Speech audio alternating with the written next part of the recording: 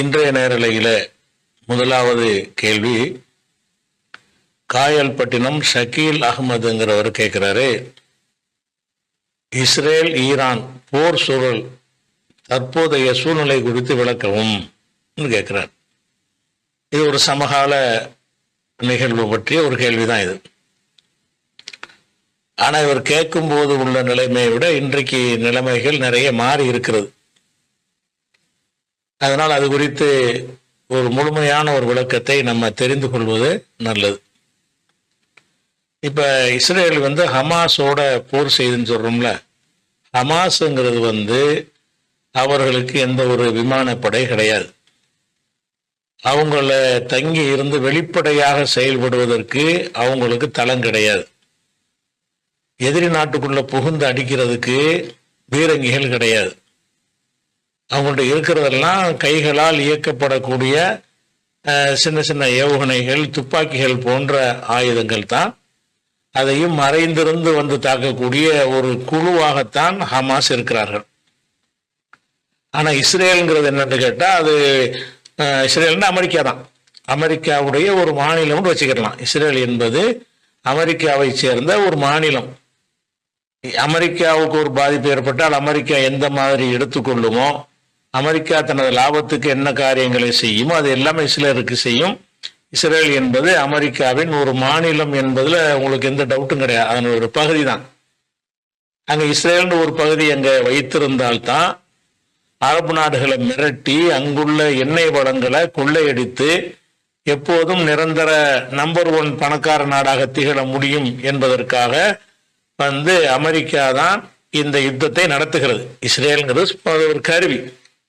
அப்ப அமெரிக்கா என்ற ஒரு மிகப்பெரிய வல்லரசு என்று சொல்லக்கூடிய ஒரு நாடு ஒரு சின்ன குழுவை எதிர்த்து போராடுகிறது. என்ன மாதிரி ஆயுதங்களை போராடுகிறதுனா, நேருக்கு நேர் அந்த படைகளை சந்தித்து அவங்களோட போர் செய்து யுத்தம் செய்து போராடுகிற முறையை அவங்க கையாளவில்லை. என்ன செய்யறாங்கன்னா, எதுவும் இல்லாத அந்த அப்பாவி மக்கள் மீது அந்த பகுதியில் கொண்டு போய் குண்டுகளை போடுகிறார்கள். 42,000க்கு மேற்பட்டவர்கள் கொல்லப்பட்டிருக்கிறார்கள். 1,00,000க்கும் அதிகமானவர்கள் ஊனமாக்கப்பட்டிருக்கிறார்கள். இவர்கள ஹமாஸ் போராளிகள் ஒரு 0.5% அளவுக்கு இருக்கக்கூடும். பாக்கி எல்லாமே பொதுமக்கள் மீது தான் தாக்கி கொள்ளை செய்கிறார்கள். அப்ப இந்த பொதுமக்கள் மீது தாக்குதல் நடத்தும் பொழுது அவங்க என்ன செய்யறாங்கன்னா, அங்க மறைந்திருந்து ஒரு எதிர்த்தாக்கல் நடத்துறாங்க. இப்படி நடத்தி இந்த மாபெரும் வல்லரசுகளை அமெரிக்காவை எதிர்த்து அவங்க நின்றாங்கன்னு சொன்னா வருஷம் தாண்டி விட்டது. இவர்கள் மக்களுக்கு இழப்பு ஏற்படுத்துற மாதிரி அவங்க இராணுவத்தினருக்கு இழப்பு ஏற்படுத்துகிறார்கள். நிறைய பேரை கொன்று குவித்திருக்கிறார்கள். அதை இஸ்ரேல் தணிக்கை செய்து வெளியிடுவது கிடையாது. இஸ்ரேல்ல எத்தனை பேர் செத்தாங்கிற ஒரு விஷயம் வெளிப்படையா சொல்ல மாட்டார்கள். ஏதாவது ஒரு 1000 பேர் செத்துட்டான்னு சொன்னா ஒரு 25 பேர் என்ற அளவுக்கு சொல்லுவாங்க. ஒரு 100 பேர் செத்தாருன்னு சொன்னா ஒரே ஒரு ஆள், ஏன்னா அந்த ஒரு ஆளையாவது செத்ததை காட்டினா தான் அந்த குடும்பத்தார்வோ நம்ம ஆளைத்தான் சொல்றாங்கன்னு நினைச்சுக்கிடுவாங்க. அதனால யாருமே இல்லைன்னு சொன்னா லோக்கல்ல உள்ளவனுக்கு என்னவாயிரும், நம்ம குடும்பத்துல ஒரு ஆள் செத்து இருக்கிறாரே சொல்ல மாட்டேங்கிறாங்கன்னு வந்துடும். அதனால மூடலா என்ன செய்வாங்கன்னா 4 பேர் 5 பேரும் பாங்க. ஒவ்வொருத்தரும் அந்த 5 பேர்ல நம்ம ஆள் இருப்பாங்க அவ்வளோ இருக்குன்னு நினைச்சுக்கிடுவான் இஸ்ரேல்காரன். அதனால தணிக்கை செய்து பேப்பருக்கு தணிக்கை, டிவிகளுக்கு தணிக்கை, மீடியாக்களுக்கு தணிக்கை, சில ஏரியாக்கள்ல உள்ளே போகக்கூடாது, லோக்கல் நியூஸ் கூட உள்ள போகக்கூடாதுங்கிற அளவுக்கு அவங்களுடைய இழப்புகளை எல்லாம் மறைத்து கொண்டு மீடியாக்கள்ல கொடுக்கிற பில்டப் மூலமாகத்தான் அதை தாக்கினார்கள் இதை தாக்கினார்கள்ங்கிற ஒரு விஷயம் இருக்குது. அதனால இன்னைக்கு இவ்வளவு பெரிய வல்லரசை எதிர்த்து இவங்க நிக்கிறாங்களே, இதுவே ஒரு பெரிய வெற்றி தான். இதை விட அமெரிக்காவுக்கு ஒரு அவமானம் கிடையாது. இவ்வளவு ஒரு இது செஞ்சும் கூட அவங்கள ஒழிக்க முடியல. அவன் என்ன செய்யறான்னா, அவனுடைய உளவுத்துறைகள் மூலமாக சில தலைவர்களை குறிவைத்து அமெரிக்கா எடுத்து கொடுத்து அவன் தானே செய்யறான், எடுத்து சில தலைவர்களை கொள்றாங்க. அந்த மாதிரி இப்ப யஹ்யா சின்வார் கொல்லப்பட்டிருக்கிறார். ஆனா இது உளவுத்துறையுடைய தகவல் அடிப்படையில் கொல்லப்படவில்லை, தற்காலிகமாக கொல்லப்பட்ட இருந்திருக்கிறார். அப்ப இந்த ஹமாஸோட இவங்க நடத்தக்கூடிய யுத்தம் என்பது இது யுத்தம் கிடையாது. ஒரு 10-15 ரவுடி சேர்ந்துக்கிட்டு ஒரு அப்பாவியை அடிக்கிறதுக்கும் இதுக்கும் எந்த ஒரு வித்தியாசமும் கிடையாது. இதை யுத்தம்ங்கிற மாதிரி என்ன செய்யறாங்கன்னா சித்தரித்து கொண்டு அதை குதூகலமா செய்தி போடுறான். அந்த யூடியூப்ல இருக்கிற நாய்கள் வேசி ஊடகங்கள் என்ன செய்யறாங்க என்று கேட்டா, கூண்டோடு காலி, கதை குளோஸ். ஒருத்தன் கொல்லப்பட்டார்னா குண்டு வீச்சில் கொல்லப்பட்டார்னு சொல்ல மாட்டாங்க. அந்த உள்ளத்துல இருக்கிற அந்த வெறி அவர்கள் போடுகிற வார்த்தையில வெளிப்படும். அப்ப இஸ்மாயில் ஹனியா கொல்லப்பட்டார்னா குண்டு வீச்சில் கொல்லப்பட்டாரு இப்படின்னு சொல்ல மாட்டாங்க. கதை முடித்தது, இஸ்ரோல், இதோட சாப்டர் ஓவர் இப்படிங்கிற மாதிரி அந்த அவனுடைய உள்ளத்தில் உள்ள அந்த கிடக்கையை வெளிப்படுத்தும் வகையில இந்த ஊடக நாய்கள்லாம், யூடியூப் நாய்கள்லாம் என்ன செய்யறான், அதிகமான பேரு செய்திகளை போட்டு பில்டப் பண்றாங்க. ஆனா இந்த இராணுவ இழப்பு என்கிற எடுத்துக்கொண்டீர்களே, ஆனால் ஹமாஸ் மூலமாக இஸ்ரேலுக்கு தான் அதிகம். இஸ்ரேல் மூலமாக ஹமாஸுடைய வீரர்கள் ரொம்ப ஒரு கம்மியான இழப்பு தான். அப்ப இந்த யஹ்யா சின்வார் கூட யஹ்யா சின்வார்னு தெரிஞ்சு கண்டறிந்து அவங்க கொள்ளல. அவங்க இடத்துல ஒரு ஆள் இருக்கிற தெரிகிறது தாக்கின வகையில தான் பிறகுதான் அவர்தான் என்பது கண்டுபிடிக்கப்படுகிறது. அப்ப அந்த அளவுக்கு நம்ம எங்க இருக்கோம்னு கண்டுபிடிக்க முடியாத அளவுக்கு 25 வருஷமாக அவர் தண்ணி காட்டி கொண்டிருந்தவர் தான் யார், யஹ்யா சின்வார்ங்கிறவர். இந்த சம்பவத்துல நம்ம பெரிய முக்கியமான ஒரு விஷயம் என்னன்னு கேட்டா, எவ்வளவு பெரிய ஒரு நம்ம தலைவர்களை பார்த்திருக்கிறோம். தலைவர்கள்லாம் என்ன செய்வாங்கன்னா தூரமா இருந்து கொண்டு சொகுசாக சேஃப்டியாக, இஸ்ரேல் பிரதமர்லாம் பங்கருக்குள்ள ஒளிஞ்சுக்கிறான்ல, இந்த மாதிரி பங்கருக்குள்ள இருந்து கொண்டு ஏவல் நாய்களை விட்டு தான் தாக்குவாங்க.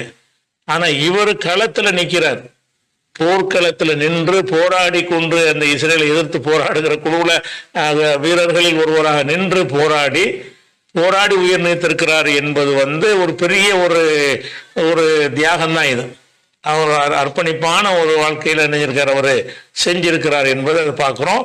நம்ம அறிந்த வரலாறுகள்ல இந்த மாதிரியான ஹமாஸ் மாதிரியான ஒரு தியாகம் செய்யக்கூடிய வீரர்களை நம்ம கண்டதில்லை, கதைகள்ல கூட படித்ததில்லை. அந்த அளவுக்கு அவங்க என்ன செய்யறாங்க, திறமையான முறையில் அவங்களுடைய பணிகளை செஞ்சுக்கிட்டு இருக்கிறாங்க. இதுல யஹ்யா சின்வார் தான் இதுக்கு இந்த அமைப்பெல்லாம் கட்டமைத்தவர், இந்த மாதிரி கொண்டு வந்தவர் என்றாலும் அடுத்தடுத்து செயல்படக்கூடிய ஏற்பாடுகளை அவர் பண்ணியிருக்கிறார். இது ஒரு ஹமாஸுடைய விஷயமாச்சு. அடுத்து ஹிஸ்புல்லா எடுத்துக்கிட்டீங்கன்னா, ஹிஸ்புல்லாங்கிறது ஒரு நாடு கிடையாது. அதாவது லெபனான்கிற ஒரு நாடா இருந்தாலும் லெபனான் நாட்டில் அதுக்கு ஒரு அரசாங்கம் இருக்கிறது. அதுல முஸ்லிம்கள் கிறிஸ்தவர்கள்லாம் பங்கு கொண்டிருக்கக்கூடிய ஒரு ஆட்சி அங்க இருந்து கொண்டிருக்கிறது. அந்த நாட்டில் உள்ள ஒரு ஆயுத குழு தான் ஹிஸ்புல்லாங்கிறது. அவங்க என்ன செய்யறாங்கன்னா, இவங்க பலஸ்தீன மக்களுக்கு செய்யற கொடுமைகளுக்காக வேண்டி அவன் இஸ்ரேலுக்கு என்ன செய்யறான்னா, அவன் சில நம்ம எதிர்ப்பை தெரிவிக்க வேண்டும் என்பதற்காக உண்டாக்கப்பட்ட ஒரு ஆயுத குழு தான் ஹிஸ்புல்லா என்பது. அவர்களுக்கும் ஒரு விமான தளம் கிடையாது. இவன் போய் விமானத்துல கொண்டு போட்டு வர்ற மாதிரி வாய்ப்பு அவனுக்கு இருந்துச்சுன்னு சொன்னா அவன் கொண்டு இஸ்ரேல்ல கொண்டு போடுவான். அந்த குண்டு போட்டு அடிக்கக்கூடிய ஒரு தன்மை ஹிஸ்புல்லாவுக்கும் கிடையாது. என்ன அதிகபட்சமா இருக்குன்னா, வகை வகையான ராக்கெட்டுகள் இருந்து என்ன செய்வாங்க, ஏவுகணைகள் வைத்திருக்கிறார்கள். அந்த ஏவுகணைகளை ஏவ முடியுமே தவிர விமானங்கள்ல கொண்டு போட முடியாது. கொண்டு போட வரக்கூடிய விமானங்கள்ல சின்ன சின்ன விமானங்களை சுட்டு வீழ்த்த முடியுமே தவிர சக்தி வாய்ந்த விமானங்கள் வைத்திருக்காங்கல்ல, அதெல்லாம் என்ன செய்ய முடியாது, தாக்க முடியாது, குண்டு போட்டு போயிடுவான். அங்கேயும் என்ன பண்றான்னு கேட்டா, இந்த மக்களை தான் அழிக்கிறான். அங்கேயும் ஆயிரக்கணக்கான பேரை கொன்று குவிக்கிறான். பொதுமக்கள் இருக்கிற இடத்துல குண்டை போட்டு அப்பாவிகளை அழித்து கொண்டிருக்கிற காட்சியை பார்க்கிறோம். உலகம் எல்லாம் வேடிக்கை பார்க்கறாங்க. எல்லா பேரும் மேற்கத்திய உலகம் எல்லாம் இந்த மத்திய கிழக்கை மிரட்டி ஆயுதங்களை விற்று அவங்கள்ட்ட இருந்து கொள்ளையடிப்பது ஒரு கொள்கையை வைத்திருக்கிறதுனால இஸ்ரேல் மாதிரி உள்ள குடைச்செலுக்கக்கூடிய ஒரு சக்தி இருக்கணும். இவங்க எல்லாம் அடங்கி இருக்கணும். அதை நம்ம காட்ட வேணுமாக இருந்தால் இஸ்ரேலுக்கு நம்ம சப்போர்ட் பண்ணணும். இஸ்ரேலுக்கு ஓங்குனாதான் நமக்கு மத்திய கிழக்கில் நம்முடைய குலத்தொழிலாக இருக்கக்கூடிய ஆயுத தொழிலாம் ஆயுத வியாபாரம்லாம் பண்ண முடியும் என்பதற்காக வேண்டிதான் மற்ற மேற்குலக ஐரோப்பிய நாடுகளும் முழுக்க நடிக்கிறாங்க. சும்மா சமாதானம் நடிக்கிறாங்க. முழுக்க என்ன செய்யறாங்கன்னு கேட்டா, இஸ்ரேல் எல்லாத்தையும் அழிச்சு பயங்காட்டி இந்த அரபு நாடுகள்லாம் பருந்தை கண்ட கோழி குஞ்சு மாதிரி ஒரு நிலையில வைத்திருக்கணும். அப்பதான் அவனுடைய வளங்களை எல்லாம் நம்ம கொள்ளையடிக்க முடியும், பெட்ரோல் வளங்களை எல்லாம் கொள்ளையடிக்க முடியும் என்பதற்கு தான் கும்பிட்டு வேலையும் பார்க்குறாங்க. அப்போ ஹிஸ்புல்லா என்பதை இப்போ இவன் போய் சண்டை போடுறது தரப்படையில் இறங்கி ஒரு சில மீட்டர் கூட உள்ள நுழைய முடியல, அடிச்சு தள்ளுறாங்க. தரப்படையில் இவன் இறக்கி பார்த்தான், அடிச்சு நொறுக்குறாங்க ஹிஸ்புல்லாக்கள். அதே நேரத்தில் இவனுடைய தாக்குதல்லாம் என்ன மாதிரி இருக்குன்னு கேட்டா, அப்பாவிகள் மேல குண்டு போடுதல் என்பதற்கு ஒரு வல்லரசுவா இருக்கணும். இப்ப சாதாரண ஒரு குட்டி சாதாரண ஒரு நாடாக இருந்தால் கூட பொதுமக்கள் இருக்கிற இடத்துல கொண்டு போய் குண்டை போட்டா 1000 பேர் செத்து தான் போவான். இதை ஒரு வீரம்ங்கிற மெத்தட்ல தான் இந்த அயோக்கிய பெயர்லாம் விமர்சிக்கிறாங்க. ஒரு அநியாயம் செய்தது, அப்பாவிகளை கொண்டு குவித்தது, இத்தனை பேர் அப்பாவி அநியாயமாக கொண்டு விட்டார்கள்ங்கிற மாதிரி பேச மாட்டேங்கிறாங்க. இவன் யாரை கொள்றான்? எதிரிகளை கொள்றான்னா, அவனுக்கு எதிரின்னு கருதக்கூடிய ஆளையாவது கொள்ளணும்ல. அப்படி கொள்றானா? அப்பாவிகளை கொள்றான்னா, அப்பாவிகள் தான் கொல்லப்படுறவங்கலாம் சிறுவர்கள், பெண்கள் அதிகமா இருக்கிறாங்க. அப்ப இதுக்கு தகுந்த மாதிரி வார்த்தைகளை போட மாட்டாங்க. 1000 பேரை காலி பண்ணியதும் பாங்க. அந்த 1000 பேர் அப்படின்னா என்ன அர்த்தம்? சந்தோஷம் இருக்கும். இந்த யூடியூப் நாய்களுக்கு என்ன இருக்கிறது? கடுமையான ஒரு மகிழ்ச்சியில என்ன செய்யறான்? அந்த வார்த்தைகளை போடும்போது ஒரு விஷயத்தை நீங்க பாக்குறீங்க.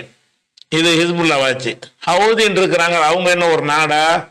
ஏமன்ல ஏற்கனவே ஒரு அரசாங்கம் இருக்கிறது. அந்த அரசாங்கம் தான் ஐநாவினால அங்கீகரிக்கப்பட்டிருக்கிறது. அந்த ஏமன் அரசாங்கத்தை எதிர்த்து தான் இவங்க போராடிக்கிட்டு இருக்கிறாங்க நீண்ட நெடுங்காலமாக. ஏமன் அரசாங்கம் சரியில்லை என்று சொல்லி ஹவுதிகள் ஏமன் அரசாங்கத்தை எதிர்த்து போராடுவதற்கான குழுவாகத்தான் உருவானார்கள். அவர்களை அடக்குவதற்காக அந்த சவுதியும் அமெரிக்காவும் பல ஆண்டுகளாக அவங்க மீது பலவித தாக்குதல்களை நடத்தியும் கூட அந்த ஏமனை முறியடிக்கல. அவங்க உயிரை தியாகம் பண்ணி சம்பளத்துக்கு வேலை செய்யறவங்க இல்லை. அவங்க ஒரு கொள்கைக்காக இருக்கிற ஒரு காரணத்தினால ஏமனை அழிப்பதற்கு சவுதி செஞ்ச வேலைகள் கொஞ்சம் நஞ்சம் இல்லை. அமெரிக்காவோட சேர்ந்து கொண்டு இப்பதான் நீங்க கொண்டு போடுறான்னு நினைக்கிறீங்க. இது பல ஆண்டுகளாக இந்த சவுதி என்ன செய்யறான்?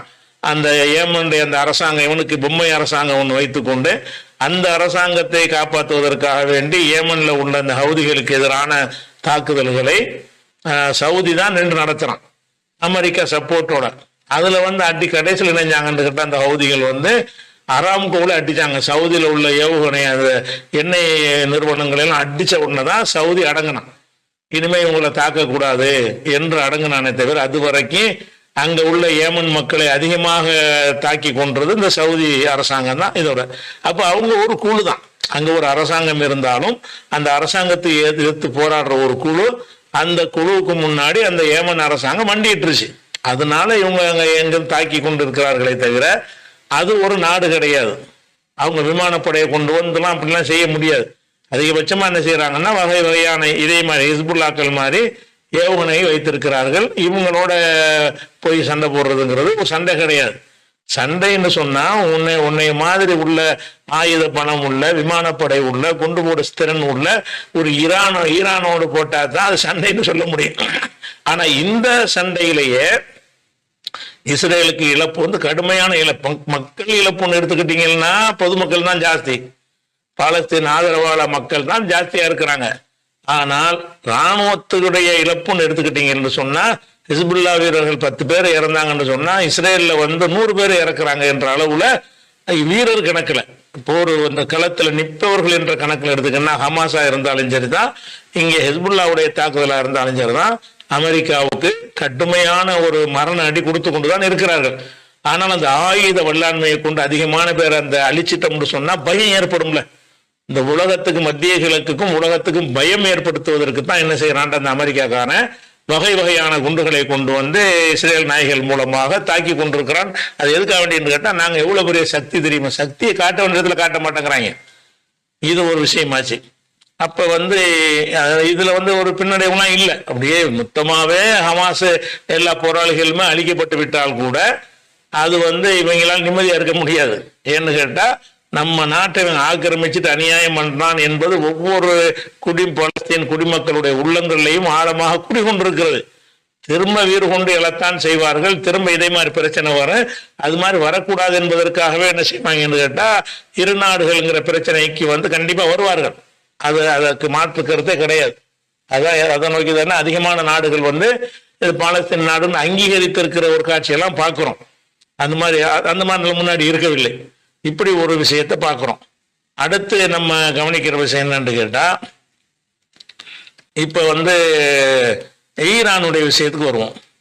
அப்ப ஈரான் சவுதி இஸ்ரேல் மேல ஒரு தாக்கல் நடத்தினான். எதுக்காக வேண்டி? இவர்கள் அந்த நாட்டுக்குள்ள புகுந்தோ உளவுத்துறை அனுப்பியோ அவங்க நாட்டுக்கு விருந்தாளியா வந்த பாலஸ்தீனுடைய ஹமாஸ் தலைவரை என்ன இஸ்மாயில கொள்றாங்க. அதுக்கு பிறகும் நிறைய உங்க நாட்டுக்குள்ள நுழைஞ்சு சில வேலைகளை செய்கிறாங்க. அப்ப இதுக்கு பதிலடி கொடுக்க வேண்டும் என்று அறிவித்திருந்த ஈரான் வந்து சந்தர்ப்பத்துக்கு காத்திருந்து ஒரு பதிலடி கொடுத்தாங்க. அந்த பதிலடி கொடுத்ததற்கு வந்து என்ன பதிலடி கொடுத்தாங்க என்று கேட்டீங்கன்னா, இந்த ஊடகத்தை கையில வைத்து கொண்டு இந்த அமெரிக்கா என்ன செய்யறான்னு கேட்டா, அவர்கள் அனுப்பின அனைத்து ஏவுகணைகள், அதிகமான ஏவுகணைகள் கடற்படை இருக்கக்கூடிய கப்பல் படையிலிருந்து சுட்டு தள்ளிவிட்டோம் அப்படிங்கிறான் இவன்.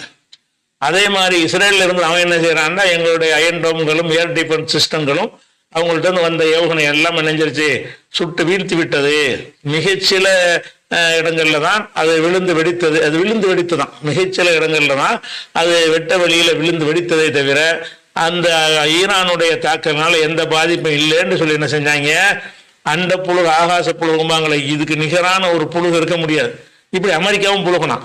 அமெரிக்க கப்பற்படையினாலையும் அந்த ஏவுகணைகள் எதுவும் சுடப்படவில்லை, இஸ்ரேலினாலையும் முடியலை. ஆனால் என்ன செஞ்சாங்கன்னு கேட்டா, அந்த சூப்பர் சோனிக் ஏவுகணை எல்லாம் நாங்க சுட்டு வீழ்த்திட்டோம் அப்படின்னு என்ன செய்யறாங்க, புழுகுனாங்க. அந்த நியூஸ் வரவே விடலை. எத்தனை பேர் செத்தாங்கிறது, என்ன இழப்புங்கிறது வந்து பெரும் இழப்பு. அந்த இழப்பு அவங்க எந்த விமானத்தை வச்சு குண்டு போடுவாங்களோ அந்த விமானங்களை பூரா காலி பண்ணியிருக்காங்க. அப்ப எந்த ஒன்றையும் மறைத்து விட்டு நாங்கள் எங்களுடைய ஏர்பேஸ் டிஃபென்ஸ் சிஸ்டங்கள் மூலமாக தாக்கிட்டோங்கிறாங்க. அதையே தான் திருப்பி திருப்பி சொல்லிட்டு இருக்கிறாங்க. அமெரிக்க கப்பற்படை நிப்பாட்டிருக்கான்ல, இவன் வந்து அங்கேருந்து வரக்கூடிய ஏவுகணை எல்லாம் தடுத்துட்டானா, தடுத்து அடிச்சு நொறுக்கிட்டானா அப்படிங்கிற மாதிரி என்ன செய்யறாங்கன்னா அதை சொல்றாங்க. அது உண்மையா? இந்த ஆயுதங்களை பற்றின ஒரு புரிதல் இருக்கிறவன் இதை ஏத்துக்கிற மாட்டான். வெகுஜன மக்கள்கிட்ட போய் சேரும்போது அடிச்சுட்டாங்களாமல, ஒண்ணுமே செய்யலையாமல. ஏன்னா இழப்பை தான் காட்டலையில. இஸ்ரேலுக்காரன் அவனுக்கு ஏற்பட்ட இழப்பை காட்டவில்லை, அதை ரவுண்ட் பண்ணிட்டு அதுக்குள்ள யாரும் போகக்கூடாது, எந்த செய்தியும் போடக்கூடாது அப்படிங்கிற அளவுக்கு சொன்னதுனால செத்தவனோட எண்ணிக்கை தெரியாது, எவன் செத்தான் தெரியாது, என்ன இழப்புன்னு தெரியும். இருந்தாலும் அந்த சேட்டலைட் படத்தை கண்டு வச்சு என்ன செய்யறாங்க, எவ்வளவு சேதம் ஏற்பட்டுச்சுங்கிறத சொன்ன பிறகு அப்புறம் கொஞ்ச நாளைக்கு பிறகு சில இழப்புகள் ஏற்பட்டுச்சு அப்படிங்கிற மாதிரி மறுப்பலாக சொன்னாங்களே தவிர இவங்க சொன்னது போல அப்படி நடக்கவே இல்லை. ஒரு அவங்களுடைய சூப்பர் சோனிக் ஏவுகணை, ஹைப்பர் சோனிக் ஏவுகணைகளை வந்து ஒன்றை கூட இவர்கள் வந்து சுடவும் இல்லை, எதிர்க்கவும் இல்லை, அமெரிக்காவும் தாக்கவும் இல்லை, தாக்க முடியாது. முதல்ல விளைவிக்கணும். முதல்ல என்ன விளைவிக்கணும்னு கேட்டா, இந்த அயன் டோம் இஸ்ரேல்ல வச்சிருக்கிறான்ல, அயன் டோமுடைய வந்து அயன் டோம்னா என்னன்னு கேட்டா, ஆட்டோமேட்டிக்கா அதுல அந்த தாக்கக்கூடிய குண்டுகளை நிரப்பி வச்சிருப்பாங்க. ஒரு 20 ஒரு மிஷின்ல ஒரு 20 போட்டு வச்சிருப்பாங்க. அங்கேருந்து வரும்போது என்ன செய்யணும்னா, அது சென்சார் மூலமாக ரேடார் மூலமாக அந்த எந்த தாக்குறதுக்கு வருது, ஏவுகணை வருது அல்லது ட்ரோன்கள் வருதுன்ற கண்டுபிடிச்சி ஆட்டோமேட்டிக்கா என்ன செய்யும்னா அதை சுட்டுப்படும். இதுதான் அயன் டோம்ங்கிறது. இந்த அயன் டோம்கள் மூலமாக இப்ப தாக்க வரக்கூடிய சுடுறதுன்னு இருக்குல்ல, அதுக்கு வந்து அதனுடைய வேகம் என்ன, என்ன வேகத்துல போய் அது தாக்கும் அப்படின்னு சொன்னீங்கன்னு சொன்னா, இந்த வேகத்தை வந்து ஒளி வேகத்தில், ஒளின்னா சத்தம், சத்தத்தினுடைய அளவை வைத்து என்ன செய்யறாங்க, கணிக்கிறாங்க. ஒளி வேகத்தை வச்சு என்ன செய்யறாங்கன்னா கணிக்கிறாங்க. சத்தத்தினுடைய வேகம் என்னன்னு கேட்டீங்கன்னா, ஒரு மணிக்கு ஒரு மணிக்கு வந்து 1225 கிலோமீட்டர்னு அதை கணக்கிடுறாங்க. இந்த ஒளியுடைய சத்தத்துடைய வேகம் வந்து 1225 கிலோமீட்டருக்கு போயிடும். ஒரு வெட்டி அடிச்சிங்கன்னு சொன்னா 1225 கிலோமீட்டருக்கு போய் என்ன செஞ்சிடும், அந்த வேகத்துல போயிடும். மணிக்கு 1220, அதை கால்குலேட் பண்ணி இந்த சத்தத்தின் வேகம் எவ்வளவு அப்படிங்கிற ஒரு பொருளை தூக்கி எறிகிறத விட நான் சத்தத்துடைய வேகம் கூட தானே. இப்ப நீங்க ஒரு 10 மீட்டருக்கு அந்த பக்கம் நிக்கிறேன், நான் பேசுறேன், உடனே உங்களுக்கு விளங்குதுல, அந்த செகண்டே உங்களுக்கு விளங்குதுன்னா அந்த ஒளியுடைய வேகம் உங்களுக்கு எவ்வளவு தெரிகிறது. ஒரு கல்லை விட்டு எரிஞ்சா கூட அவ்வளவு சீக்கிரம் உங்களை வந்து தாக்காது. நான் பேசுறது உங்களுக்கு வந்து உடனே வந்து கேட்கறது. அப்ப இந்த சத்தத்தின் வேகத்தை என்ன வச்சுதான் என்ன செய்யறாங்கன்னு கேட்டா, இந்த ஆயுதங்களை வந்து அளவிடுறாங்க. அளவிடும் போது இதுல வந்து ஒரு ஒளியுடைய ஒரு ஒளியுடைய வேகம் என்பது, இயற்கையான வேகம் என்பது 1225 கிலோமீட்டர் இந்த வேகத்தில் உள்ளது. இவன் வச்சுக்கிற அயன் டோம் இருக்குல்ல, அயன் டோமுடைய வேகம் எவ்வளவுன்னு கேட்டா 2.2 ஒளி வேகம். அதாவது அந்த ஒளி வேகத்தை விட, சத்தத்தின் வேகத்தை விட 2 மடங்கு. 1225 சொன்னா 2400 2500 கிலோமீட்டர் வேகத்தில் போய் தாக்கும். இவன் தடுப்பதற்கு வைத்திருக்கிற அந்த தடுப்பு ஆயுதங்கள் எவ்வளவு வேகமா போகும் பயணிக்கும் என்று சொன்னால் 2500 அளவுக்கு ஏறக்குறைய அந்த வேகத்தில் தான் இது போகும். அதை தாண்டி போகாது. தாக்க வரக்கூடிய ஆயுதம் 3000 மைல் வேகத்தில் வருதுன்னு வைங்க, தாக்க முடியுமா? இவன் போகும்போது அதை தாண்டி போயிடும். அப்ப 2500 வேகம் தான் இவனுக்கு இருக்குது. அயன் டோமுடைய அதிகபட்ச வேகம் எவ்வளவு ஒன்று கேட்டா 2.2 தான். 2000 செக்ஷன் தான் இருக்குது. 2500 கிலோமீட்டர் வேகத்தில் அந்த தாக்குவதற்கு உரிய ஆயுதம் அவன்கிட்ட கருவி வைத்திருக்கிறான். ஆனால் அங்கிருந்து வரக்கூடிய ஏவுகணை 3000 மைல் வேகத்துல, 4000 மைல் வேகத்துல, 5000 மைல் வேகத்துல வரக்கூடியதாக இருக்கும் என்று சொன்னால் இந்த அயன் டோம்னால இங்க போகும்போது அங்க போயிடும். இவன் இந்த அயன் டோம் ஏவி இது போய்கிட்டு இருக்கும்போது பாதி தூரம் போகும்போது அது இடத்தை கடந்து போய் தாக்க வேண்டிய இடத்தை தாக்கணும். அப்ப இந்த அயன் டோம்னால தாக்க இயலாது. எதை தாக்க இயலாது? அந்த சூப்பர் சோனிக், ஹைப்பர் சோனிக் ஏவுகணைகள் இருக்கு இல்லையா, அதை தாக்கவே முடியவே முடியாது. ஒன்னுலாம் போட மாட்டாங்க. சூப்பர் சோனிக் 1, 2, 3, 4, 5 வரைக்கும் வச்சிருக்கிறாங்க. 5 மடங்கு சூப்பர் சோனிக் 5 அப்படின்னு போட்டாங்கன்னு சொன்னா இந்த சத்தத்துடைய வேகம் இருக்குல்ல 1200 கிலோமீட்டர், இது மாதிரி 5 மடங்கு வேகத்துல அது வரும். அதாவது ஒரு ஒளியுடைய வேகம் 1220 வச்சுக்கிறீங்களா, 1200 என்று இருக்குமே. ஆனால் 5 சூப்பர் சோனிக் 5 சோனின்னு வரல சவுண்டை குறிக்கிறது. சோனிலாம் டிவிலாம் போட்டாங்கல்ல, ஸ்பீக்கர் டேப் ரிக்கார்ட்லாம் போட்டாங்கல்ல, அந்த சோனிங்கிறது வர்றதெல்லாம் எதுக்கு போடுவாங்க? ஏன்னா சவுண்டு சம்மந்தப்பட்டதுக்கு தான் அந்த வார்த்தையை பயன்படுத்துவாங்க. அதெல்லாம் சூப்பர் சோனிக்னு அதுக்கு பேர் வச்சிருக்கிறாங்க. சூப்பர் சோனிக்கிட்ட அர்த்தம் என்னன்னு கேட்டா, சூப்பர் சோனிக் 1 போட்டீங்கன்னு சொன்னா அந்த ஒளி வேகத்தில் கரெக்டா 1200 கிலோமீட்டர் வேகத்தில் பயணிக்கும் என்று அர்த்தம். சூப்பர் சோனிக் 5 போட்டீங்கன்னு சொன்னா அந்த 6000 ஆயிரம், 1200க்கு பதிலாக 6000 கிலோமீட்டர் வேகத்தில் அது வருகிறது. இவன்கிட்ட இருக்கிறது சூப்பர் சோனிக்கை வச்சுக்கிட்டா கூட, சூப்பர் சோனிக்கை வைத்துக் கொண்டால் கூட ஹைப்பர் சோனிக் வர வச்சிருக்கிறான். சூப்பர் சோனிக் என்ற ஏவுகணை வரும் பொழுது அதை தாக்க ஒரு ஏவுகணையாவது தாக்குறதுக்கு அயன் டோம்னால முடியுமான்னா முடியாது. அயன் டோமுடைய வேகம் 2 தான். அது 5 ஒளியின் வேகத்துல 2 மடங்கில் இவன் தாக்குறதுக்கு தான் ஆயுதத்தை அனுப்புறான். இவன் கண்ண மூடி தரக்கூட அதை தாண்டி ஓடி போயிடும். அந்த இலக்கை அடைய முடியாது. அவனுக்கு நேர கலந்து போனா கூட இது இப்படி போகும், அது அப்படி போகும். அதனுடைய வேகம் என்னவா இருக்கும்னா 2 மடங்குக்கு மேல. அயன் டோம்ல இருந்து தாக்குறதுக்கு வைத்திருக்கிற வேகத்தை விட ஏவுகணை சீறி பாய்ந்து வரக்கூடிய வேகம் 2 மடங்கு அதிகமா இருக்கும்போது அயன் டோம்ல தாக்கிட்டோங்கிறாங்க. பச்சையா சொல்றான், சூப்பர் சோனிக்க தாக்க இயலுமா? கப்பல்ல இருந்து தாக்கிட்டேங்கிறான். உண்மையுமே தாக்க முடியாது, அது அடையவே முடியாது. அப்ப இது அயன் டோம்ல அயன் டோம் 5, அயன் டோம் 6 அளவுக்கு நீ கொண்டு வந்தாலே தவிர இப்ப இப்படி இல்லை. அயன் டோம்ல 2 தான். 2 மடங்கு வரக்கூடிய ஒளியின் வேகத்தை விட 2னா ஒரு 2500 கிலோமீட்டர் வேகத்தில் இது போகும். மணிக்கு 2500 கிலோமீட்டர் வேகத்தில் போவதை கால்குலேட் பண்ணீங்கன்னு சொன்னா இதை தாண்டி அது என்ன செய்யணும்னு கேட்டா சூப்பர் சோனிக் 5ல தான் ஆரம்பிக்கிறேன். 1, 2லாம் போட மாட்டாங்க. Super sonic 5, super sonic 6, super sonic 7 இருக்குது. அப்ப குறைஞ்சபட்சம் ஒரு சூப்பர் சோனிக் 5ங்கிற ஒரு ஏவுகணையை ஈரான் அனுப்புனுச்சுன்னு சொன்னா, அதுவும் அனுப்பியிருக்கிறாங்க. அனுப்புனுச்சுன்னு சொன்னா இவர்கள் வைத்திருக்கிற அந்த அயன் டோம்னால தாக்க முடியாது. இது அயன் டோம் காவாசி தூரம் போகும்போது அது இடத்தை தாண்டி இங்க உள்ள தாக்கிறோம். அப்ப நாங்க சுட்டு வீழ்த்திட்டோங்க. ஏதோ ட்ரோனை சுட்ட மாதிரி எப்படி அவங்க தாக்க முடியும்? அவன்கிட்ட இந்த ஹைப்பர் சோனிக் சூப்பர் சோனிக்ல அமெரிக்காவை விடவும் டாப்ல இருக்கிறது ஈரான் தான். அவன் ரஷ்யாவுக்கு சப்ளை செய்யற அளவுக்கு அந்த டெக்னாலஜில முன்னேறியவனா இருக்கிறான். அப்ப சூப்பர் சோனிக்குடைய விஷயம் அது ஒரு விஷயமாச்சு. அதே மாதிரி ஹைப்பர் சோனிக் இருக்குல்ல, அது என்னன்னு கேட்டா 5க்கு மேல ஹைப்பர் சோனிக்னு சொன்னா அது ஒளியை விட 5, 6 அந்த மாதிரி 7 அந்த மாதிரி இருக்கும். அந்த ஹைப்பர் சோனிக் இருக்கும் சூப்பர் சோனிக் வித்தியாசம் என்னன்னு கேட்டா, இந்த ஒரு பேச்சுக்கு இவன் அந்த அந்த 5 மடங்கு வேகத்துல தாக்குற ஒரு ஆயுதத்தை கண்டுபிடிச்சான்னு வைங்க, கண்டுபிடிச்சா கூட அந்த ஹைப்பர் சோனிக் என்ன பண்ணும்னு கேட்டா வேகமா வரும். அதுல நுண்ணறிவு, அந்த ஏஐ தொழில்நுட்பத்தின் அடிப்படையில தானாக அறிந்து கொண்டு திசை மாற்றக்கூடிய தன்மை அதுக்குள்ள இருக்கும். அப்ப நம்ம நோக்கி ஒரு ஏவுகணை இப்படி வருதுன்னா அப்படி விலகிட்டு போயிருது. அப்படியான ஒன்றை சொல்ல முடியுமா உனக்கு? அப்படி அந்த அளவுக்கு வேகமாக போகக்கூடிய இவனுடைய சில S-400 அந்த மாதிரி சில இருக்கிறது. அந்த மாதிரி ஏர் டிஃபென்ஸ் இருந்தா கூட சூப்பர் சோனிக்கை தாக்க முடியாது. ஏன்னு கேட்டா அதன் வேகமற்றம் இல்லாம வேகமா வரும். இப்ப நெருங்கிருச்சுன்னு வருங்க, இது நம்மளை நோக்கி வருதுன்னு தெரிஞ்சுக்கிட்டு இப்படி நம்ம நவண்டுக்கிறோம், அது வேற இடத்துக்கு போயிடும். அப்ப இந்த சூப்பர் ஹைப்பர் சோனிக்ல என்னன்னு கேட்டா தானாக உணர்ந்து திசை மாற்றும் தன்மை கொண்டது. அது அதனுடைய வேகமும் ஒளியை விட 6 மடங்கு 7 மடங்கு 11 மடங்கு வேகத்தில் உள்ள. அங்க அடிக்கிறேன் 10 நிமிஷம் வந்துருச்சு, ஈரான்ல அனுப்புனது 10 நிமிஷத்துல வந்துருச்சு. அவ்வளவு வேகமாக வந்து தாக்குற அந்த வேகத்தினாலையும் இவங்களுக்கு போய் தாக்க முடியாது.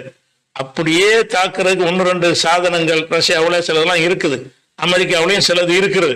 அந்த மாதிரியான ஏவுகணைகளை கொண்டு தாக்கினால் கூட அதை அது திசையை மாத்திக்கொள்ளும். இப்ப 5 அளவுக்கு வச்சிருந்தான்னு வைங்களேன், அது 6-7 வரும்போது தாக்க முடியாது. சரி 5 வேகத்துல வருதுன்னு வைங்க, அதை தாக்க முடியுமான்னு கேட்டா சூப்பர் சோனிக்கை தாக்க முடியும், ஹைப்பர் சோனிக் தாக்க முடியாது. ஏன்னு கேட்டா அதுல ஹைப்பர் சோனிக் எதனால வருதுன்னா தானாகவே அட்ஜஸ்ட் பண்ணிக்கிறோம். நம்மளை நோக்கி இப்படி வருதுன்னா இப்படி தன்னால ஆட்டோமேட்டிக் என்ன செய்யணும், விலகிட்டு போயிடும். விலகிட்டு போய் இருக்கிற இடத்துக்கு போயிடும். அந்த குறியை தவறாம போய் நெஞ்சரும் தாக்கிறோம். அப்ப தாக்க போனால் கூட தப்பித்து கொள்ளும் திறன் கொண்டதுதான் ஹைப்பர் சோனிக்ங்கிறது. அந்த ஏவுகணைகளை வச்சுதான் அடிச்சிருக்கலாம். அதிகமா அடிச்சது ஹைப்பர் சோனிக் தான். அதை அடிச்சுதான் இஸ்ரேலுடைய ராணுவ விமானங்கள் வைத்திருந்த அந்த விமான தளத்துல போய் விழுந்து எல்லாம் F-16 எல்லா விமானங்களும் கம்ப்ளீட்டா காலி. அதனால இப்ப சாதாரண ஜெட்ல போயிட்டு குண்டை போட்டு இருக்காங்க லெபனான்ல. அந்த விமானத்துல போய் அதுக்கு பிறகு அதை எடுக்கவே இல்லை, காணாம், கம்ப்ளீட்டா காலி பண்ணிட்டாங்க. அப்ப நிறைய பெரிய இழப்பு ஏற்படுத்திருக்கிறாங்க. அப்ப இந்த எப்படி புழுகுறாங்க உலகம் பூரா என்னன்னு கேட்டா அமெரிக்கா கப்பல் படையில இருந்து நாட்டுல இருந்து தாக்குறதே முடியாதுன்னு சொன்னா கப்பல்ல இருந்து 5 மடங்கு வேகத்துல உள்ள ஏவுகணை தாக்க முடியுமா? உள்ளது போயிடும், கப்பல் மூழ்கி போயிடும், அதுல இருந்து தாக்க முடியாது. சின்ன சின்ன இதுல சுட முடியும். அதனால என்ன செய்யறாங்கன்னா அமெரிக்கா எல்லா பேரும் போய் சொல்றாங்க, நாங்க தாக்கிட்டோம், அதான் நாங்க இருக்கிறோம், நாங்க தடுத்து நிறுத்தாட்டி இது மாதிரி 100 மடங்கு ஏற்பட்டிருக்கு பில்ட் பண்றாங்க. இவங்க தடுக்க உள்ள ஒரு கடுகளவும் தடுக்கல. அப்படியே எவ்வளவு ஏற்றாங்களோ அது அவ்வளவு நெஞ்சு கரெக்டாக. சில நேரத்தில் என்ன செய்யணும்னா குறி தவறும், அந்த இலக்கு வைப்பாங்க. சில மேப்புகளை காட்டுற வகையில் அந்த கூகுள் மாதிரியான ஒரு சிஸ்டம் அவங்கள்ட்ட இருக்கும்ல, அதனுடைய நடக்கும் பொழுது இந்த இடத்துல குறி வச்சு அந்த இடத்துல போய் விழுந்துரும். அந்த மாதிரி ஒரு எரர் இவங்க சுடுவதனால உள்ள எரர் இல்லை. அந்த எரர்னால என்ன செய்யணும்னா ஒரு 10% மச்ச குறியை தாண்டி போய் இங்கே விழுறது போல 10 கிலோமீட்டர் தள்ளி போய் விழுந்துரும். அந்த மாதிரி ஒரு 10% விழுந்திருக்கிறது. அதுவும் தாக்குதல் தான், இலக்கத்தான் தாக்கலையே தவிர தாக்கி இருக்கிறது. இவன் எந்த இலக்க நாடுனாலும் அதை தாக்கலைங்கிறது 10%. 90% எந்த இடத்துக்கு குறி வச்சானோ அந்த மொசாத்துடைய தலைமையகத்துக்கு வச்சான். அதுல என்ன செய்யணும், கொஞ்சம் தள்ளி விழுந்திருக்கு, அது ஒண்ணு மட்டும் உதாரணத்துக்காக வேண்டி. அதுல விழுந்தா கம்ப்ளீட்டா காலியா இருப்பாங்க, பக்கத்துல விழுது. அது மாதிரி வரும். அந்த தொழில்நுட்பத்தில் என்ன செய்யும், என்னதான் இருந்தாலும் இந்த குறி இலக்கை கண்டுபிடிக்கிறதுல இந்த மேப்புல வரக்கூடிய நம்ம கூகுள்ல மேப் போட்டு போறோம்ல, ரூட்டுன்னு கடைசியில் போய் மரத்துல போய் மோதுற மாதிரி போயிடும். அந்த மாதிரியான அந்த மேப்புள் வரக்கூடிய எரர் காரணமாக என்ன செய்யும்னு கேட்டா இவங்களால சிலது குறி தவறி, சிலதுதான் ஒரு 10% குறி தவறி விட்டாலும் அது குறி தவறுதலால் ஏற்பட்டது தானே தவிர அதுவும் தாக்கி விட்டது இடத்தை தான் சரியா தாக்கலையே தவிர அந்த 10 கிலோமீட்டர் தாண்டி போய் தாக்குற இடத்துல சேதம் ஏற்படத்தான் செய்யும். அப்ப ஈரான் அனுப்பின அத்தனை ஏவுகணைகளுமே ஹைப்பர்சோனிக் சூப்பர்சோனிக் ஏவுகணைகள் தான். அப்ப இதை தாக்கக்கூடிய ஒரு திறன் இஸ்ரேல்கிட்ட இருக்கக்கூடிய அந்த ஏர் டிஃபென்ஸ் சிஸ்டங்களுக்கு கிடையாது. அப்ப அமெரிக்காவும் நாட்டில் வேணா இருக்கலாம், இந்த அமெரிக்க கடற்படை கப்பல்ல கிடையாது. அப்படி இருக்கும் பொழுது நாங்க தாக்கி விட்டோம் சுட்டு விட்டோம் வந்தெல்லாம் தடுத்துட்டோங்கிறான சுட முயற்சி பண்ணுவாங்க. ஜோர்டான்ல இருந்து சுட்டு ஜோர்டான் விழுந்துச்சா? ஜோர்டான்ங்கிறது அமெரிக்காவுடைய இன்னொரு மாநிலமா வச்சுக்கிற வேண்டியதான், ஒரு அடிமை. அவன் அமெரிக்காவுக்கு தளம் கொடுத்துருக்கிறான். அவங்க எங்க நாட்டு எல்லையை தாண்டி வந்துச்சுன்னா சுடுவோங்கிறாங்க. என்னத்தை போட்டு சுடுவ? சாதாரணமா ஒரு ட்ரோன் அனுப்புனா சுட்டு போடலாம். இவன் அனுப்புனதை சுடுவதற்கு என்ன செய்வாங்க, அந்த கருவிகளை பயன்படுத்தி இருப்பான்னு சொல்லலாமே தவிர ஒன்றை கூட அவங்க சுட முடியாது. ஜோர்டானும் சுட கிடையாது, இவன் அமெரிக்க கப்பற்படையில இருந்து சுட கிடையாது. சுட முயற்சி பண்ணியிருப்பாங்க. இவன் இங்க போறதுல அங்க போயிடுவான், வழங்குதா? அதனால சூப்பர் சோனிக் ஹைப்பர் சோனிக்ல டாப் லெவல்ல ஈரான் இருக்கிற காரணத்தினால அது ஏற்படுத்தின விளைவு பயங்கரமான விளைவு. எந்திரிச்சு நிக்க முடியாத அளவுக்கு அவங்க பதிலடி கொடுத்துருக்காங்க. ஆத்திரம் தாங்க இல்லை. சரி, இவ்வளவு பெரிய இழப்பு ஏற்படுத்தி இருக்கிறான்னு, இழப்பு ஏற்படுத்தினா உடனே தாக்க வேண்டியதான பதிலடி. ஒன்றதான் எல்லா வசதியும் இருக்குதுல்ல, அமெரிக்காட்ட இல்லாத வசதியா? அப்ப நீ அவன் வந்து பதிலடி நீ கொடுக்கணுமா இல்லையான்னு அதுக்கு யோசிக்கிறாங்க. நீங்க வந்து அதை தாக்கிறாதீங்க. ஆனா ஒரு அளவை ஒன்று தாக்க இயலாது. இஸ்ரேல்கிட்ட வந்து விமானத்துல போய் கொண்டு போடக்கூடிய விஷயங்கள் இருக்கே தவிர என்ன இல்லை, ஹைப்பர் சோனிக்கு கிடையாது. ஹைப்பர் சோனிக் சூப்பர் சோனிக் வச்சு இருந்துகிட்டே பட்டன் தட்டி விட்டு அழிக்கக்கூடிய ஒரு விஷயம் இருந்தா முதல்ல ஒரு தாக்குனான ஒரு அடையாளமா அப்ப கூட ஒரு பதிலடி கொடுத்துருக்கலாம். அப்பவும் அதுக்கு பதிலடி இஸ்ரேல் கொடுக்கல, கொடுத்தா திருப்பி கொடுப்போம்ட்டான். அப்ப இப்பவும் சொல்லியிருக்கான் நீ அடிச்சு பாடுறான்றான். இவன் என்ன செய்யறான், நாங்க அடிச்சிருவோங்கிறத ஒரு உளவியல் ரீதியாக ஒரு பயத்தை உண்டாக்குறதுக்காக வேண்டி அமெரிக்கா கெஞ்சுது, நீ அந்த அணு ஆயுதத்தை தாக்கிறாத அப்படின்னு அர்த்தம். தாக்குற திறனோட்ட இருக்குதான், அது கெஞ்சிடலாம். அணு ஆயுதம் தாக்கிறாத, ஆயுள் எண்ணெய் அந்த மாதிரி உற்பத்தி தலங்கள் எல்லாம் தாக்கி விடாது என்று சொல்லி இருக்கிறோம். அப்படி என்ன அர்த்தம், அவங்க தாக்குவாங்க, அந்த திறன் இருக்குங்கிறத பில்டப் பண்ண பாடுறாங்க. அதெல்லாம் போய் தாக்க இயலாது. இஸ்ரேலால் வந்து ஈரானை தாக்குவதாக இருந்தால் ஏவுகணைகளால் தாக்க இயலாது. அந்த வகையான ஏவுகணைகள் அவங்கள்ட்ட இல்லை. அப்படி அது ஒரு விஷயமாச்சு. ரெண்டாவது ஹைப்பர் சோனிக்கு கிடையாதுன்னா இருக்கணும், நிரூபிக்கணும்ல. சோதித்து ஈரான் வந்து சோதிச்சு காட்டி உலகக்கெல்லாம் தெரியறபடி நிரூபித்து இருக்கிறான். இஸ்ரேலோ அமெரிக்காவோ அந்த மாதிரி எங்கள்கிட்ட இருக்குதுன்னு நினைச்சல, சோதித்து நிரூபிக்கப்படலை. இருந்தா நிரூபிக்காம இருக்க மாட்டாங்க. அப்ப இவன்கிட்ட வந்து அப்படி இஸ்ரேலுக்கு தாக்க இயலாது. அதிகபட்சமா எப்படி தாக்க இயலும்னு கேட்டா, இவங்க வந்து விமானங்கள், குண்டு வீச்சு விமானங்களை எடுத்துக்கிட்டு போய் அதை வந்து அதுல இருந்து குண்டு போட்டு தாக்கலாம். ஆனா இங்க இருந்து இஸ்ரேல் இருந்து ஈரான் வரைக்கும் பறந்து போற அளவுக்கு எரிபொருள் தாக்கு பிடிக்குமான்னா பிடிக்காது. இப்ப இடையில எரிபொருள் நிரப்பணும். அல்ல எரிபொருள் நிரப்பக்கூடிய விமானங்கள் இருக்கிறது, ஆகாயத்துல வச்சே நிறைச்சிட்டு அப்புறமே குண்டு போடணும். அப்படி போய் குண்டுகளை போட்டு விமானங்கள் மூலமாகத்தான் இஸ்ரேல் தாக்குதல் நடத்த முடியும். இந்த லெபனான்ல நடத்துற மாதிரி நடத்த முடியும். ஆனா லெபனான்ல நடத்துற மாதிரி போய் ஈரான் நடத்த முடியுமா? ஈரான்ல வந்து அவங்க தாக்க வரக்கூடிய விமானங்கள் எல்லாம் சுட்டு தள்ளக்கூடிய விமானங்களுடைய வேகம் வந்து இந்த ஒளி வேகத்தில் வராது. விமானம் குண்டு போட வரக்கூடிய விமானம் இருக்குது, 1000 கிலோமீட்டர் அதிக வேகத்தில் வரும். 400, 500, 600, 1000 அது அவ்வளவுதான் வேகம் வரும். அப்ப ஒளி இந்த சோனிக்கு வேகம் ஒளியுடைய 5 மடங்கெல்லாம் வராது. ஒளியின் ஒரு வேகத்தை விட கம்மியாகத்தான் அந்த விமானங்கள் வரும். அந்த வேகத்தில் வரக்கூடிய விமானங்களை வந்து இவங்க மாதிரி ஒரு அயன்டோமை வச்சுக்கிட்ட சுட்டு போடலாம். அந்த மாதிரி ஒரு தடுப்பு சாதனங்கள் ஏர் டிஃபென்ஸ் இருந்துச்சுனாலேயே சுட்டுலாம். அவங்கள்ட்ட S-400 வரைக்கும் ரஷ்யாட்ட வந்து வாங்கி வச்சிருக்கிறாங்க. அப்ப இவர்கள் விமானம் மூலம் தாக்க போனார்களே, ஆனால் அதிகப்படியான விமானங்கள் வந்து சுட்டு வீழ்த்தப்பட்டோம். குண்டு போட அந்த சுட்டு வீழ்த்துறதுனால அந்த குண்டு வெடிச்சு சில சேதங்கள் அந்த மண்ணுக்குள்ள ஏற்பட வாய்ப்பு இருக்கே தவிர இலக்கை போய் தாக்குமான்னா அப்படி தாக்க முடியாது. தாக்காத அளவுக்கு என்ன செய்ய முடியும், அந்த விமானங்களை சுட்டு வீழ்த்தக்கூடிய சாதனங்கள் எக்கச்சக்கமாக பரவலா என்ன செய்தாங்க வச்சுட்டாங்க.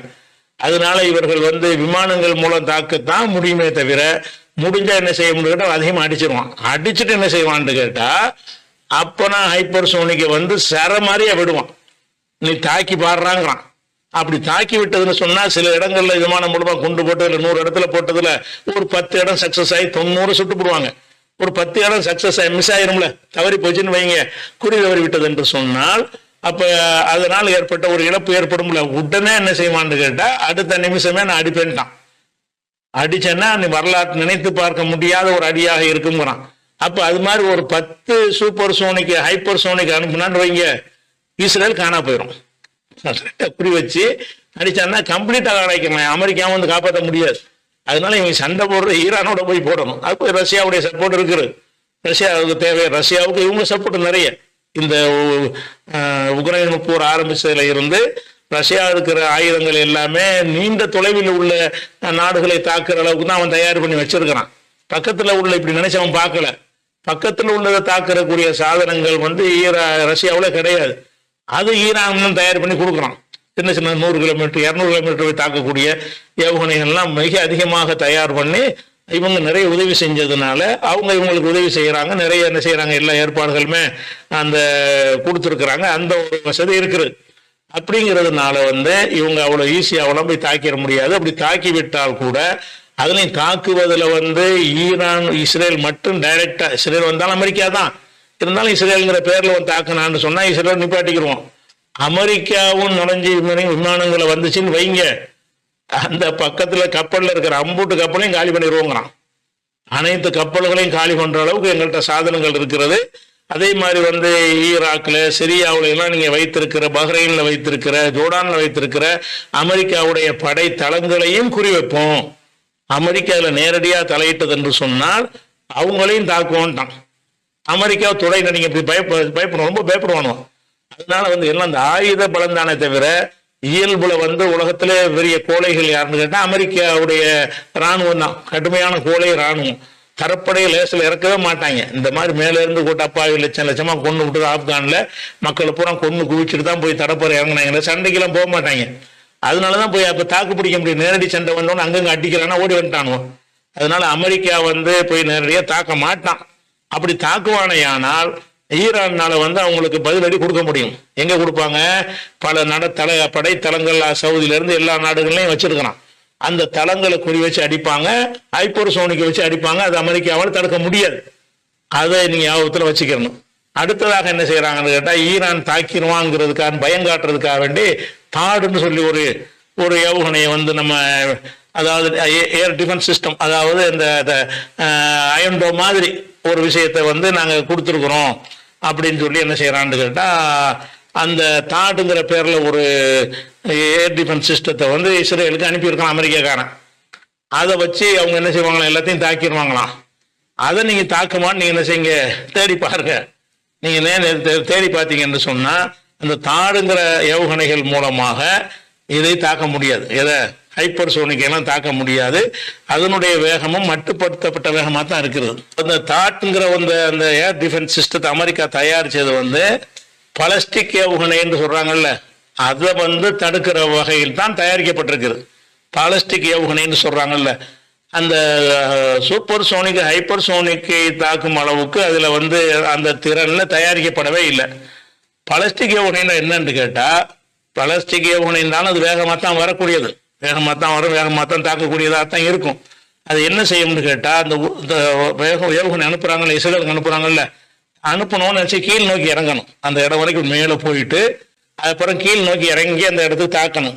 அந்த கீழ் நோக்கி இறங்கும் பொழுது அது வந்து அந்த பூமியுடைய ஈர்ப்பு சக்தியை கொண்டுதான் இறங்கும், பவர்ல இறங்காது.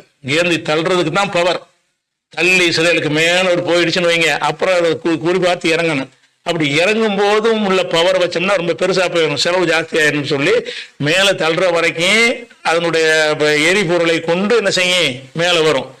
இறங்கும் போது அந்த பூமியுடைய ஈர்ப்பு சக்தி இருக்குல்ல, தன்னால உழுவுற மாதிரி இறக்குறைய.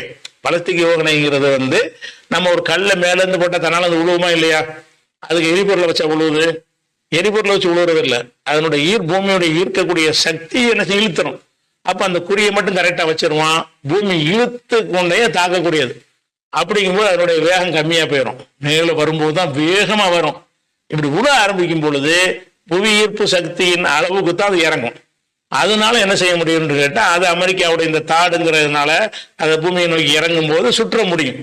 ஏன்னு கேட்டா அது பவர் தள்ளுறது இல்லை, அதை மேல வரைக்கும் இப்படி தள்ளுறது வரைக்கும் தான் அந்த அந்த நிறுவனத்துடைய வேலையாக இருக்கும். மேல வந்து இஸ்ரேல் வந்தவொன்னே கீழே இறங்கி தாக்கு அப்படின்னு ஒரு கமாண்ட் கொடுத்துருப்பாங்கல்ல, தாக்குறதுக்கு இறங்கக்கூடிய நேரத்தில் வந்து அதுக்கு பவர் இருக்காது, எல்லாம் காலியாயிருக்கும். அப்ப எதை கொண்டு தாக்கும் என்று கேட்டால், அந்த பூமியை அதை இழுத்துக்கிறோம்ல, அந்த இடத்துல நிப்பாட்டினா தன்னால கீழே தானே வரேன். அதுல என்ன செய்யும்னு கேட்டா, அந்த ஏவுகணையுடைய எடை சக்தியை பொறுத்து வித்தியாசங்கள் படும். ஒரே சீராவெல்லாம் வராது. நீங்க ஒரு உயரமான இடத்துல இருந்து ஒரு ரப்பர் பந்தையும் ஒரு இரும்பு பந்தையும் மேல இருந்து ஒரே நேரத்துல போட்டீங்கன்னு வைங்க, இரும்பு பந்து வேகமா கீழே வந்துடும், ரப்பர் பந்து கொஞ்சம் லேட்டா தானே வரும். ரெண்டுமே ஈர்ப்பு சக்தி ஒன்னா இருந்தாலும் அந்த இரும்புடைய வெயிட்டின் காரணமாக அது சீக்கிரமா இழுக்கும், இது கொஞ்சம் லேட்டா இழுக்கும். அந்த மாதிரி எல்லாம் அந்த பாலஸ்டிக் ஏவுகணையுடைய தகுதியை பொறுத்து அதனுடைய வேகம் கூட என்ன செய்யும், கூடும் குறையும். ஆனால் ஹைப்பர் சோனிக்கு சூப்பர் சோனிக்கு வந்து கடைசியில் தள்ளுற வரைக்கும் அந்த பவரை வீணா கொடுத்துருவான், பூமியோட ஈர்ப்பு சக்தியை கொண்டு இயங்காது. அதனால இந்த குண்டு போடுற இடம் வந்த உடனே அங்கேயும் அதே ஸ்பீட்ல போய்கிட்டு இருக்கும், எது சூப்பர் சோனிக். அதனால அந்த ஏவுகணைகளை தாக்கும் திறனில் இவங்களுடைய தாடு ஏவுகணை அந்த ஏர் டிஃபென்ஸ் சிஸ்டம் உருவாக்கப்படவில்லை. பாலஸ்டிக் அதாவது ஒரு மேல வரைக்கும் பவர்ல வந்துட்டு அதுக்கப்புறம் வந்து பூமியுடைய ஈர்ப்பு சக்தியில போய் விழுகிற மாதிரி உள்ள குண்டுகள் இருக்குல்ல, அதான் பாலஸ்டிக்ங்கிறாங்க. பாலஸ்டிக் ஏவுகணைகள் வந்து புறப்படும் வேகம் பயங்கரமா இருக்கும், தாக்கும் வேகம் குறைஞ்சு போயிடும். அப்படி வந்து அப்படி இறங்கும், வெளியே இறங்கும், அப்புறம் சர்ன்னு வரும். இறங்கல அப்படியே இந்த பூமியோட ஈர்ப்பு சக்தி என்ன, இதோட வெயிட் என்ன, இவனுடைய ஈர்ப்பு சக்தி என்ன என்பதை கால்குலேட் பண்ணி அதுக்கு தகுந்த மாதிரி இறங்கும். இந்த அதனுடைய வேகம் வந்து பல மடங்கு குறைந்து போயிடுற காரணத்தினால இவங்க வச்சு என்ன செய்யலாம், சுட்டுடலாம். அது அயன்டோம் வச்சு சொல்ல முடியாது. இந்த தாடுங்கிறான்ல அந்த ஒரு அயன்டோம் மாதிரி உள்ள சிஸ்டத்தை வைத்து தாக்கிட முடியும். ஆனா ஹைப்பர்சோனிக்கை சூப்பர் சோனிக்கை தாக்குவதற்கு இது உதவாது. அதை ஈரான் சொல்லிட்டான். இது வந்து படம் காட்டுறாங்க, இவங்களுடைய தாடுனா எங்களுடைய ஏவுகணையில் ஒன்றும் பண்ண முடியாதுன்னு அவன் தெளிவாக அறிவிச்சிட்டான். இது பயம் காட்டுறாங்க, இஸ்ரேலுக்கு எல்லாம் கொடுத்துருக்குறோம், ஏவுகணையை போட்டுறாத. அது எனக்கும் உனக்கும் சொல்லு, அவனுக்கு ஈரான் சொல்ல முடியுமா? இதுல ஊறி போனவங்க அவங்களுக்கு தெரியுமா இல்லையா? பொதுமக்களை ஏமாத்துறதுக்காக வேண்டி அப்படி அப்படின்னு. அதனால இன்னும் தாக்காம இருக்கிறான் இஸ்ரேல். இன்னும் என்ன செய்யல, பலஸ்தீன் அப்பாவி மக்களை போய் கொண்டு போட்டு சாவடிக்கிறானே தவிர ஈரான்ல போய் அடிச்சா அடி பலம் அப்படின்னா பன்மடங்கு பலமா இருக்கும். அதோட காலியாயிரும். அமெரிக்காவிலையும் காப்பாற்ற முடியாது.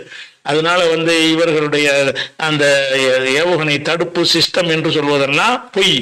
அது மாத்திரம் இல்லாம இன்னொரு அடிப்படையை நீங்க கவனிக்கணும். இந்த தடுக்கிற சிஸ்டம் இருக்குல்ல, ஒரு அயன்டோமாவே இருக்கட்டும் அல்லது வேற ஏதாவது சிஸ்டமாக இருக்கட்டும், அந்த மாதிரி பேட்ரியாட்டுங்கிறான்ல அந்த மாதிரி சிஸ்டமா இருக்கட்டும், எந்த மாதிரி சிஸ்டமா இருந்தாலும் அதுல ஒரு குறிப்பிட்ட ஒரு எண்ணிக்கையில் தான் அதுல வந்து நிரப்புவாங்க. 1000 2000 இறக்க முடியாது. ஒரு அயன்டோம்ல ஒரு 20 குண்டை போட்டு வச்சிருப்பாங்க. அப்ப 20 ட்ரோன் வரும்போது 20ஐயும் தாக்கிறான். 21வது வரும்போது தாக்காது, காலி ஆயிரும். அப்ப இடத்து மரம் கலட்டி மரம் ஃபுல் பண்ணி நிறைச்சி அந்த டைம் வர்றதுக்குள்ள 100 ஏவுகணை விட்டுறான் உள்ள.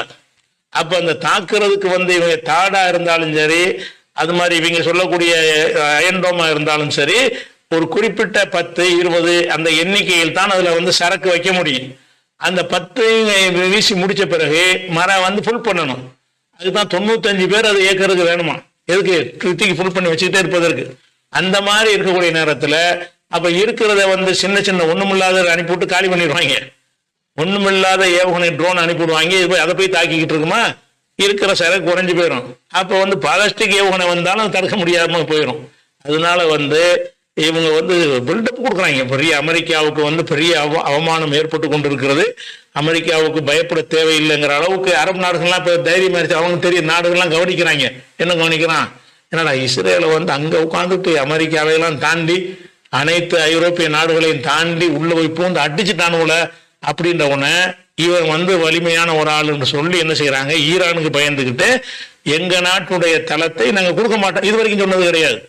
ஏன் அரபு நாட்டெல்லாம் பயப்படுறான்னு கேட்டா இந்த ஒரு காரணத்தினாலதான். அதனால வந்து இதான் அரபு ஈரான் இஸ்ரேல் ஈரான் போருடைய நிலவரம். கண்டிப்பாக இவர்கள் நம்ம விரும்புறோம்னா இவங்க தாக்கணும்னு நம்ம விரும்புறோம். இவங்க ஈரானை தாக்கணும். அப்பதான் ஹிஸ்புல்லா மாதிரி ஹமாஸ் மாதிரி இல்லாம ஈரான் மாதிரியான ஒரு பதிலடி கிடைக்கும். அதுலதான் அவங்க அழிக்க முடியும்.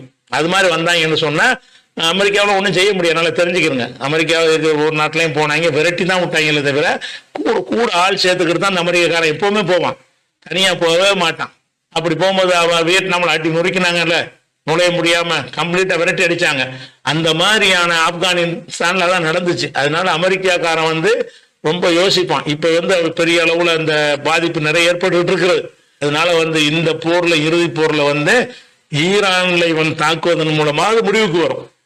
இஸ்ரேல் ஈரானை தாக்கணும், தாக்கினால்தான் நல்லது. தாக்குனா கண்டிப்பா ஈரான் வந்து எல்லாம் ப்ரிப்பேர் ஆயிட்டாங்க. யோசிச்சு தாக்குனது காரணமே என்னன்னு கேட்டா எல்லாமே ப்ரிப்பேர் ஆயிட்டாங்க. இந்த நேரத்தில் ஒரு செய்தி நம்ம சொல்லிட வேண்டியது என்ன இருக்குன்னு கேட்டா, இந்த அரபு நாட்டில ஷைத்தானெல்லாம் என்ன செய்யறான்னு கேட்டா, ஷியா, இவன் ஷியா யாரே, ஈரான் ஷியா, ஹிஸ்புல்லா ஷியா, ஹவுதிங்கிறவன் ஷியா. இந்த ஷியாக்களுக்கு பின்னாடி போவதான்னு சொல்றாங்க. சரிடா, அவன்லாம் ஷியா தானே. ஹமாஸ் யாரு? அவன் தானே, ஷியா இல்லாதவன் தானே. அப்ப ஷியா இல்லாதன்னு பாதிக்கப்படுவோம். நீங்களாம் என்ன பண்ணிட்டு இருந்தீங்க? இந்த சவுதி அரேபியாவில இருந்து சம்பளம் வாங்கிட்டு இருக்கிற சில பேர் இருக்கானுவோ நம்ம நாட்டுல, இந்தியாவுல இலங்கையிலாம். இவனும் பில்டப் கொடுப்பாங்க. சவுதிக்கா பில்டப் கொடுப்பாங்க. உலகம் போன அது மாதிரி இருக்கிறாங்க. மதனைன்னு சொல்லி அவங்க தயாரிச்சு அனுப்பப்பட்டவர்கள் சவுதிக்கு வந்து எந்த ஒரு பாதிப்பு வராத அளவுல பேசுவாங்க. இவங்களை வச்சுக்கிட்டு என்ன செய்யறாங்கன்னா உலக மக்கள் மத்தியில நம்ம முஸ்லீம் அந்த வேடம் போடலாங்கிறதுக்கான ஷியா கலரை பூசுறாங்க. அப்ப ஷியா தானே, ஹமாஸ் ஷியா இல்லையில. ஒரு ஷியாக்காரன் தானே ஹமாஸுக்கு உதவுறான். நீ உதவ காணாம, நீ ஏன் உதவல? அப்ப அதனால வந்து இந்த மாதிரி எல்லாம் மக்கள் மத்தியில குழப்புறாங்க. இது ஷியா அந்த மேட்ரு கிடையாது. செத்து மடிஞ்சுக்கிட்டு இருக்கான், அப்பாவிகள் செத்து மடிஞ்சுக்கிட்டு இருக்கான். அவன் தான் நிக்கிறான் களத்துல. அதெல்லாம் ஷியா நீங்க பாக்குறீங்க? ஷியா கொள்கைக்கு உள்ள ஒரு பிரச்சாரமா இது? இல்ல. அதுல வந்து அவன் தான் இன்னைக்கு கரெக்டா வந்து அறிவை பயன்படுத்தி அதை என்ன மாதிரி ஃபேஸ் பண்ணா சரியா வரும் என்று சொல்லி, இந்த ஹமாஸ்க்கு அவன் கவலைப்பட தேவை என்ன இருக்கு? ஹமாஸுக்காக வேண்டி அவனுக்கு அவன் எல்லையில இருக்குதா? ஈரானுக்கு எல்லையிலயா இருக்குது? இல்ல. அவன் எது கவலைப்படுறான்னு கேட்டா, அந்த இஸ்ரேலுடைய வரலாதிக்கு பைத்துல் முகத்தஸ் நம்ம நினைக்கிற மாதிரி அவன் ஒரு புனிதம் நினைக்கிறான்ல, அதுல வந்து கை வைக்கிறாங்களே அப்படின்னு நினைத்து கொண்டுதான் அவன் என்ன செய்யறான், இறங்குறான். அந்த உணர்வு இந்த சைத்தான்களுக்கு கிடையாது. சவுதியில உள்ள ஆட்சியில் இருக்கிற சைத்தான்களுக்கு அது கிடையாது. அதை நீ ஞாபகத்துல வச்சு